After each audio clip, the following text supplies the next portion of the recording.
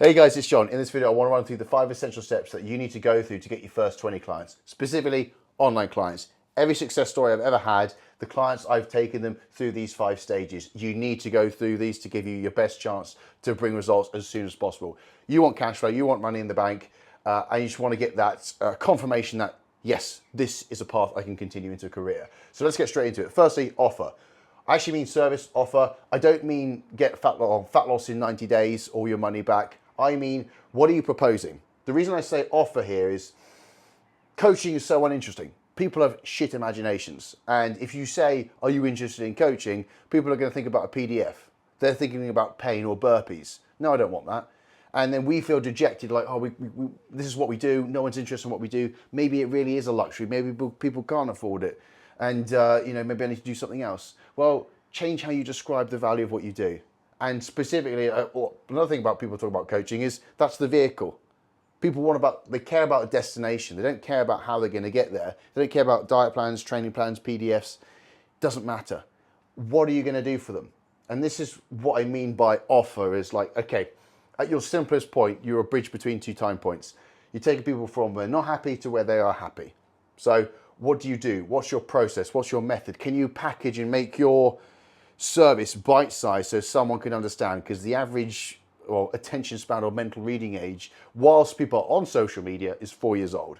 So it's so surface level thinking. You need to make it infallible. So look, if I look like a sock full of cake mix, how are you going to turn me into Thor? That's what I want to know. And you can have 5 steps, X steps, 3 steps, 4 steps, 1 step.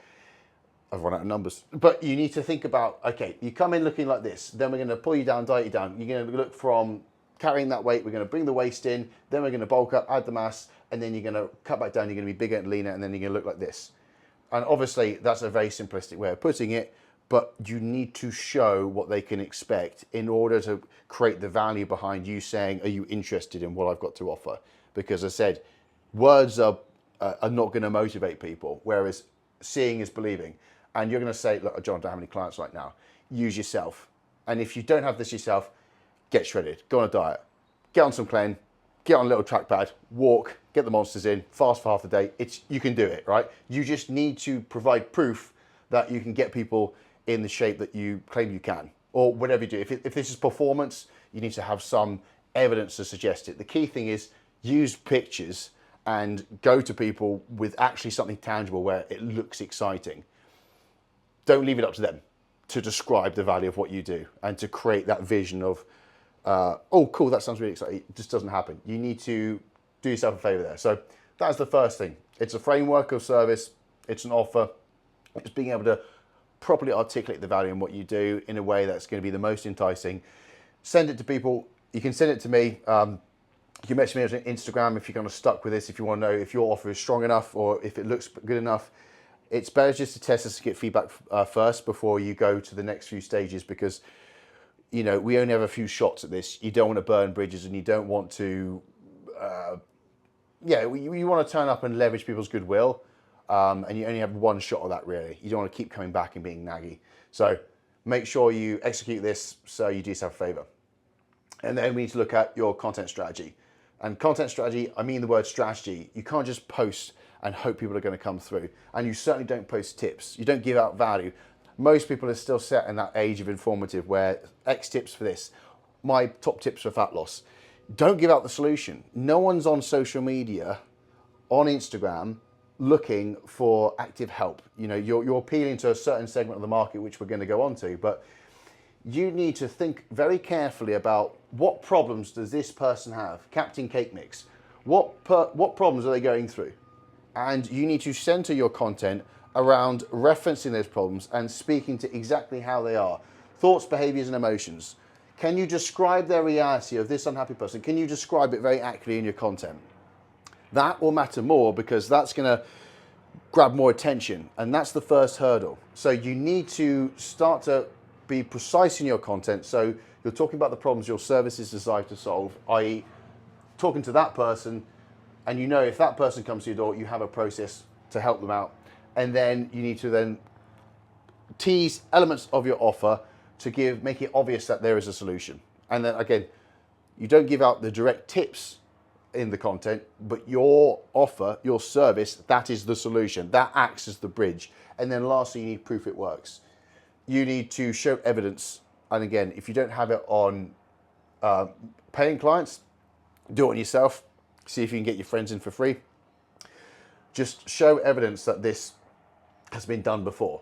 And if you leave people in that long enough, they will sign up in time, as long as you've got an easy method for contact you. To be honest, this is where inquiry forms are better than just DMs, because most people are shy, they won't DM, where if you put an inquiry form, you're going to capture more people. The people who would DM, they're probably just going to come straight through anyway, but don't leave it up to chance. Give yourself different forms of contact where people can easily message you if they need to message you, or if they want to submit an inquiry, they submit an inquiry. And it's just getting a bit concrete with this. And like I said, if you can really focus in on how they are right now, in that point where they're not satisfied, they're not happy, and then you can continually reference where they want to be by talking about the thoughts, behaviors, emotions in the client results or your own result.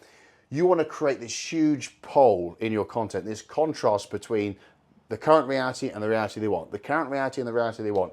And then in time, you don't answer it, you don't give it away, you don't give up the answers, and in time they'll start to work out that this is the link between these 2 points. God, that's horrendous. Just do an hour. Jesus Christ, John.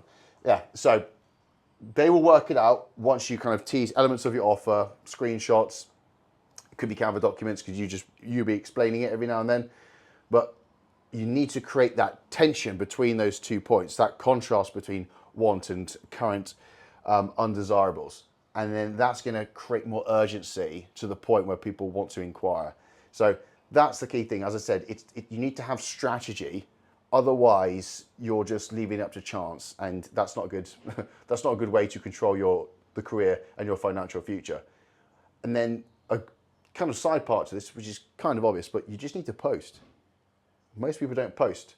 You just need to be consistent at that and get the content out there, because once you spend a bit of time thinking, okay, high ROI task, something that's going to control people's perception of what I have to offer, let's make it as good as possible.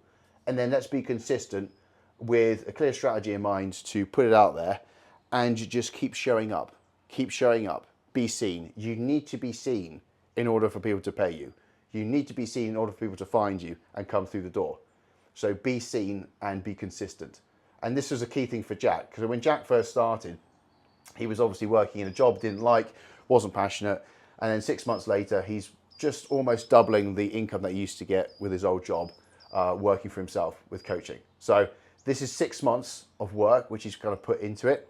He's now got 37 clients, so he's well past the 20 mark. But a big thing for him was just getting through that mental hurdle of posting. And we found that we obviously were precise of where we put those posts. And again, we can come into this when we leverage trust, but it's making sure that he looks attractive in front of the right people continually enough. And he was surprised at how much interest there was, because up to that point, he had a few conversations about coaching. People didn't seem interested. Funnily enough, I wonder who gave him the idea. When you describe it in the right way and you put it in front of the right people and you're consistent so they keep seeing you with that strategy in mind, where you create this tension between the two poles, human psychology, which is proven, will obviously back you and lead to people coming through the door. Of how well you do this is obviously a factor, but it works. So being consistent with content. And then the third thing is recognizing there is actually a chain of events that need to happen for someone to kind of view you to then to pay you. Most people think, I'll post content, they'll see it, they'll inquire, done. And you've got to remember that 60% of people, they're not problem aware. So what that means in fitness, let's just say, 60% of people, they think they're fine. They think they're going to the gym. They think there's nothing wrong with their training. They're not in pain. They're in terms of like emotional, in contrasting themselves with other people. They're not in physical pain. Probably not, because they're not working hard enough. But yeah, they're just going about their lives and they think nothing's wrong. So the huge part of the people who watch the content, they're never going to respond to anything direct call to actions, because there's no need. There's no necessity. And then you look at, okay, 20% are problem aware. So, a third of that region, a third of that market become problem aware. And this is basically, they've seen a photo of them on holiday, and from the side, something's overhanging, and they're self-conscious. And they go, shit, I didn't realize I looked like that from the back. Or they might have a Facebook memory come up, and that memory from 3 years ago, they look bigger than they do now in terms of like muscular. That was my own problem. That was my own journey from the 60 to the 20%. A Facebook memory came up, and I was like, fuck. I think I look better then. I'm putting in way more effort, and I'm continually working, and I'm sacrificing a lot. I'm doing my own meal prep every day. I feel like an absolute tit for putting all this much effort into it, but you couldn't tell. Maybe I need to do something. Maybe I need to kind of figure something out. So you'll get a movement from people into here, and then you've got to realize, okay, some people will start researching. So all of those, they'll do nothing about it. It's not painful enough. And then they might see a client result of yours, or they might see your own result, because we might not have clients yet. Remember that, John? But they might then realize that that person's got more progress in a shorter period of time. And then that might be enough for them to go, well, they clearly know something I don't. Yeah, I need to make a change. Or it could just be health scare. It could just be, yeah, could have been dumped. I don't know. It just, shit happens, right? So there's movement up the chain. And then lastly, 3% of the market are ready to buy. So what we think will happen, i.e. they'll watch it, they'll come and purchase. You're targeting only 3% of that market with that. So when you have this understanding that there is a micro chain of events that need to happen to push people through these different psychological awareness stages, you can then start to create free resources to kind of move people from here to here. You could then start to improve the communication, some of the proof content, or some of the problems to kind of attract more people into there. And then you can also, when you're messaging people, which is another huge thing which we'll get onto, when you're messaging people, you've got to recognize that this exists. Because again, if you're messaging and you think it's just this stage, most people go from here to here and they'll suck. And this is why outreach gets a bad name, because you just go straight in, you think, oh, well, you know, put your offer out there, see who's interested. And yes, statistically, you might stumble across those, but in the process, you might piss off that person, that person, and that person. Whereas, you know, if you're a bit wise about it and you can actually deduct with the right questions and frameworks, again, I go through this with my clients, you can then identify where they are at in the market, and then you can provide the right solution or the right resource, or just being social at that point in time. And then what you'll find is, yeah, you're not going to get immediate sales. You might with that one, but not these. You're not going to get immediate sales. But if you're patient, these will start to come through. These will start to come through, and these will start to come through because your response has been appropriate for the person at that stage of the chain. So understanding this is really important to kind of accelerate that, because with that running in the background and you improving your encounter rate with conversations, you're doing everything you can to kind of bring this number into the near future. And then you've got to think about leveraging trust. Huge, huge element for Jack when he first started. And to be honest, huge element for me. There was a point in time where I was working in another business, and let's just say first year was great, had 100 leads per year, could survive. Year after that, 10 leads. Shit, couldn't survive. Rent was bouncing. I was clusterfucked. I had to decide who I paid and who I pissed off. Wasn't a great situation. So I didn't get paid for 3 months. I had to kind of make a decision. And at that point in time, I just leveraged the trust. I leveraged everyone I knew. I tried to communicate the best value that I had in the best way I could describe. I used pictures as well. And then I just lent on people's best nature and be decent and recognize that I was probably going to these people. So I changed I'd say pitch very loosely. I changed my communication to appeal to these. And what I found was that was enough to get my business up and running. You know, 5 months later, I 4x my income than I did at the peak when I had 100 clients per year in the previous company. So I understood that if I went to the people who already knew me, I'm going to get this quickly versus me expecting a cold stranger to come straight through. And this is something that really fucks me off, because everyone has this understanding of like, well, if I just post on socials, online clients will come through. A lot of people don't know you. How much time do you spend on social media? When you look at the feed, are you looking at one creator? Or are you looking at multiple? You're looking at multiple. Of those multiple videos as pictures, do you actually consume all of it? And then do you dwell on it? And then do you think about it? Do you fuck? So You think you're going to have the audacity to post something out there and then people are going to come through like that. Doesn't happen. You need the strategy and the consistency to let this build in the background. You can accelerate it by just improving your encounter rate. And again, you're going to get higher likelihood of success, and this is going to arrive at your door more quickly if you cater your approaches. And then another element is just who already knows you. So, yeah, anyway, I kind of getting sidetracked. That's my beef with people just expecting to go straight to online. Whereas you've got people who already know you. If you look up, okay, you've got friends on Facebook, you've got friends of friends, you have trust based on the people who know you through someone else.